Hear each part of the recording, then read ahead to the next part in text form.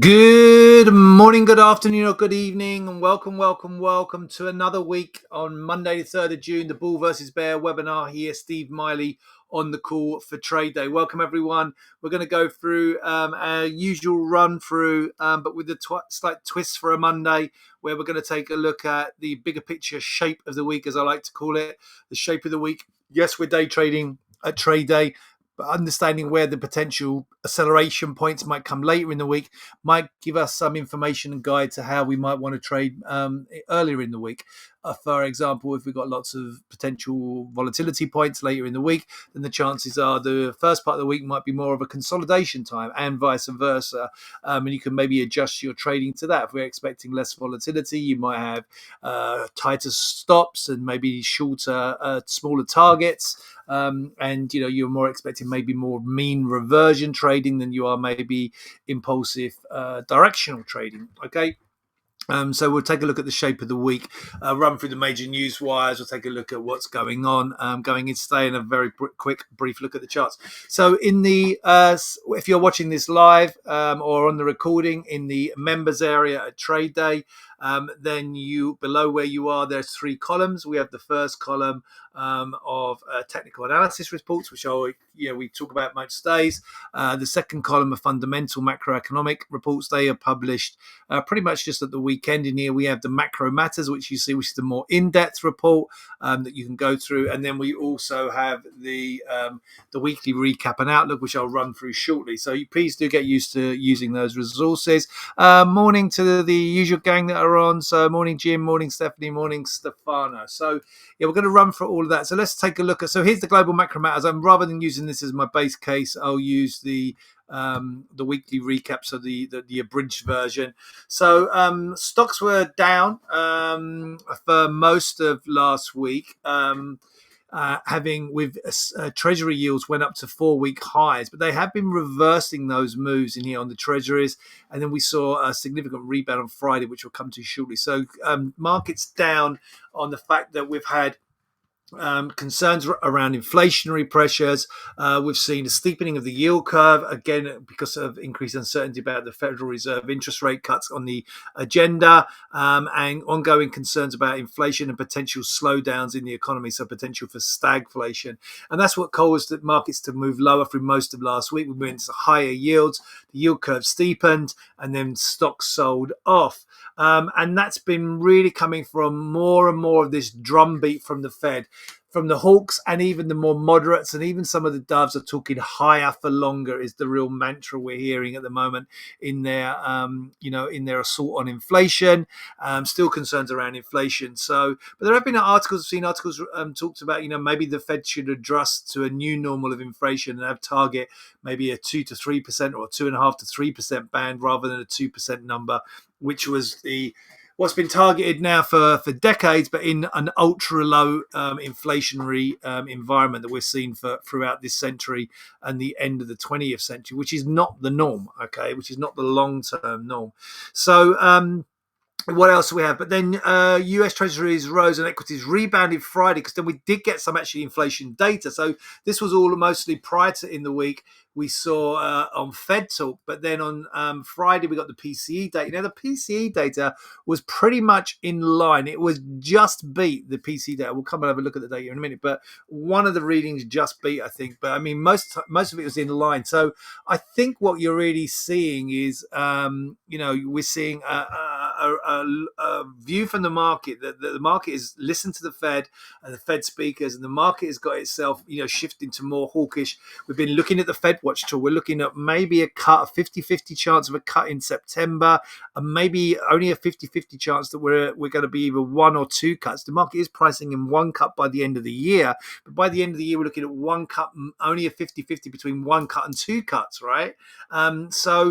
But I think so. The market's got itself kind of quite, more in a hawkish tone, and it's accepting that. So stocks, have only just pulled back last week, Monday through Thursday, off record highs, and then the PC data give us a glimmer of hope that maybe we're seeing a slight further slowdown in the PCE. And remember, the PCE, personal consumption expenditure data, is the Fed's preferred measure of inflation. Now, even though the market generally doesn't move as much on it, it did on Friday. It generally doesn't move as much on the PCE data, but as I say, it is the Fed's preferred measure of inflation, and particularly I think on Friday it was particularly significant because it was only just beat expectations. So the market had a significant move. The Dow had its best up day. There's an article here I've got that I didn't even realize the best percentage up day for a year on the Dow. And so markets certainly, undoing a lot of the negativity that we saw Monday through Thursday on Friday. Now, moving into this week, and this is the last bullet point here, we're going to the blackout period. Now, I've been talking about that for all of last week. So the Fed meeting now, if I go and jump actually to here, we'll see the Fed meeting is on the 11th and 12th of June. So that's in a week and a half. Next Tuesday, Wednesday is the Fed meeting. Remember, it runs over 2 days, and we get the announcement on the 12th, on Wednesday the 12th. Until then, the Fed is on blackout. It went on blackout on Saturday. It's a week and a half before the meeting. So the Fed has been on blackout since Saturday. So we won't get any Fed. There may be Fed speakers, but they won't be talking about interest rate policy. They can talk more, if they've got an engagement just to talk about, I don't know, anything, they can talk about that, but they can't talk about the state of the economy. They can't talk about interest rate policy, etc. Okay, so I think it says it in here. Does actually go into detail in here? And I just got the timings in there. It doesn't say what they can. But anyway, they don't talk about anything. But they may have speaking engagements which are not relevant. But if they're not going to talk about interest rate moves in the economy, then they're not going to impact the markets, right? So that's we've got that coming up as well. And then we also have today and Wednesday, so we get global PMI data from S&P Global and HCOB. So that's kind of a combined HCOB, mostly European, S&P Global for non-European in here. So we get that data coming through today and Wednesday. So we get the manufacturing data today, and then we get the service sector, non-manufacturing on Wednesday, and then we also get the data from the ISM, which trumps the S&P Global data in the US, and it's more important. So the US ISM manufacturing PMI data comes through to this afternoon. We'll take a look at that in a second, and then the service sector and composite data we get on Wednesday. So Monday, Wednesday important, and then even more important, we get the US employment report on Friday. On the interest rate side, we get the Bank of Canada interest rates decision on Wednesday. No change expected there, but we do get the ECB.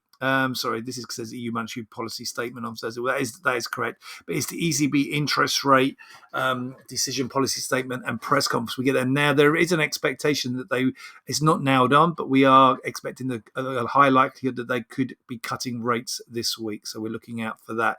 So that's going to be interesting to see how that should, if they do deliver the rate cut. It's not nailed on, but if they do deliver a rate cut, that should, depending if they say, well, we're one and done. If they say one and done, the markets might not like that. If they leave the door open to further rate cuts, if they do cut first of all, and then they leave the door open to further rate cuts, then we could see a significant move higher in European stock indices, and that could help the US stock indices higher. So we certainly be wanting to watch that coming through on Thursday. So it's a busy week, right? So we've already had some of the PMI data we'll look at shortly already out. We get further PMI on Wednesday, ECB on Thursday, and then the US and Canadian actually employment reports coming through on Friday. So it's a busy week. So probably expecting maybe some follow-through movement in here today after Friday's strong positive day. Maybe it quietens down on Tuesday, seniors. We do get some US factory orders, JOLTS job openings, can move markets, but unlikely to be a significant mover ahead of all the rest of the stuff we have in here Wednesday through Friday. Okay, looking into the day, we have had a mixed bag so far from the PMI data in Europe, and mostly more negative. Swiss numbers beat in here. German number, remember Germany, the powerhouse of Europe, in here on the economic side, matching expectations. But French, Eurozone as a whole, and the UK missing, but you can see very slightly missing in here. French slightly a bigger miss, but only by 0.1 in here on the Eurozone as a whole, and only by 0.1 for the UK. So mixed, mostly slightly worse, but it is only very, very slightly worse so far this morning. Looking ahead to this afternoon, we get the S&P Global number for the US manufacturing PMI at 9:45 Eastern, and then 10 o'clock, the more important data, the ISM manufacturing PMI data at 10 o'clock Eastern time today. Certainly keep an eye on that. Let's turn to five things to start your day in here. Futures slightly up in here this morning. European equity markets are up, and slight jumps in Asia in here.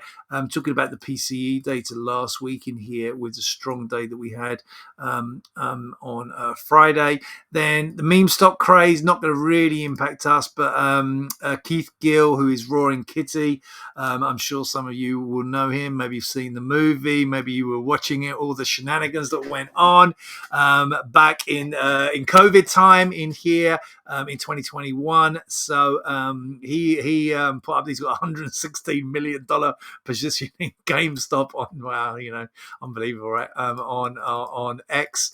It used to be Twitter, and the stock this morning is up. I think GameStop's up, it's doubled. I think it's up 100% on pre-market trading, and I think AMC as well, higher as well. Nvidia putting out some positives in here to update its AI accelerators every year. Very upbeat.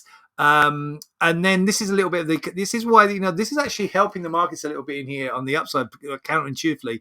The main reason for the market resilience, the US consumer are starting to lose steam. Okay, so a lot of the data we're seeing more recently is showing slowdown. Right now, you would think, well, that's negative for the economy, right? The consumer's slowing down. The consumer's been the driving force of coming, of the fact that we managed to have these interest rate interest rate hikes, and then and the economy has stayed strong. You managed to bring inflation down without choking off the consumer. Where the consumer is starting to see some cracks in the US consumer, but then that could actually so that could help reassure the Federal Reserve that higher rates are restraining the economy. Okay, and in turn that may mean that then the doves in the Fed might be looking at that, saying, well, look, the consumer slowing down, okay, that will come through into a slowdown in inflation in good time, and the fact that now we need to maybe kickstart the consumer a little bit, because we don't want them slowing down too hard, because then you get a negative spiral, and then all of a sudden you go potentially towards some kind of recessionary pressures. So the fact that we are seeing a slowdown in some of these data points, and I popped this article out, and we'll have a quick look at that in a second. Mexico landslide victory, not going to impact what we are looking at right here, right now. So Asian stocks, early gains. There wasn't much on the headlines in here. GameStop doubles in early trading. And then here's the key engines of US consumer spending are losing steam at once. America's rely on credit as disposable income declines. Fed is over for a slowdown. So some of the drivers in here, we've seen where it's in here. So real disposable income has risen only modestly over the past year. Savings rate stands at a 16-month low. So saving less, spending more, saving less in here. And as households have mostly exhausted the extra pile of cash they screwed away during the pandemic, in turn, many Americans are increasingly relying on credit cards and other sorts of. So this is showing like a potential for a waning consumer, and that might see the Fed come in and kickstart. So just looking on a few of the here as well. Wall Street eyes election-strewn June jobs week.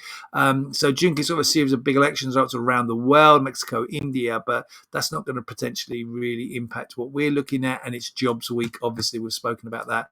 The employment report on Friday. The inflation data, this is talking about the PCE data, best daily gains for a year. Index is up sharply for May.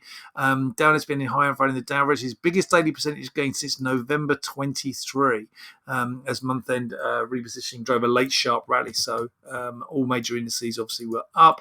Running around the overnights today. So, with the US up obviously on Friday, the Nikkei and Hang Seng playing catch up in here, obviously. So that's really just playing catching up from Friday's strong gains from the US. European exchanges are high, though, despite those slightly disappointing numbers. But maybe those slightly disappointing numbers, again, counterintuitively, the slightly disappointing PMI numbers then may force the ECB to maybe into cutting and then turning even more dovish.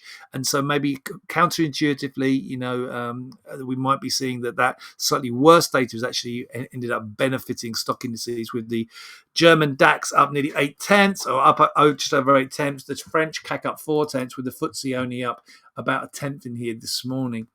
And US averages in here, having had a strong day it's a strong into the week in here with the Dow Jones particularly, but the Nasdaq's up for another 4 tenths in here this morning, with the S&P up 2 tenths in here.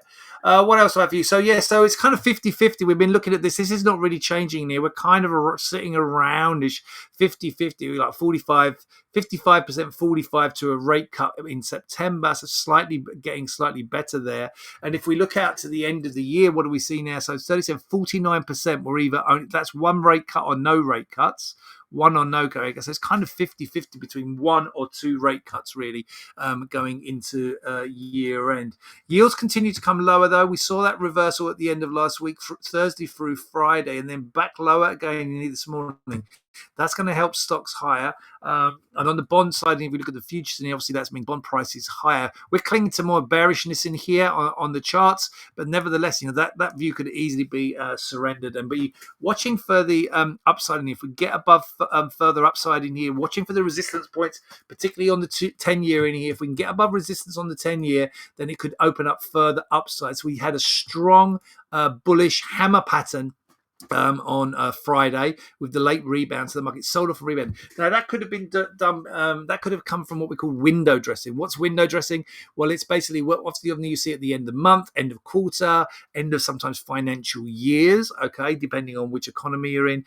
So end of month, end of quarter, end of financial year. You see sometimes stocks make unusual moves as we have asset managers relocating funds in here because of what we call window dressing to make if they get marked to market at the end of the month or at the end of the quarter, they might want to own a load of stocks that have done well. So they go and buy those stocks, even though they haven't benefited from the fact that those stocks have particularly done well. They want to make sure they have those on their books, so they mark to market as owning those stocks, at month end or at quarter end or whatever it may be. So some of the Friday's rally may be to do with window dressing because it was the end of month, the end of May. However, it was backed up also by the PCE data. It was backed up by moves to lower yields, and it's been backed up by further follow-through extensions in here today. So for me, I'm staying positive, see further upside today. We had that sell-off and rebound. There's a strong kind of like, you're either talking like it's a hammer, it's a bullish outside day. You get a hammer here more on the NASDAQ, and it's like a strong bullish outside day here on the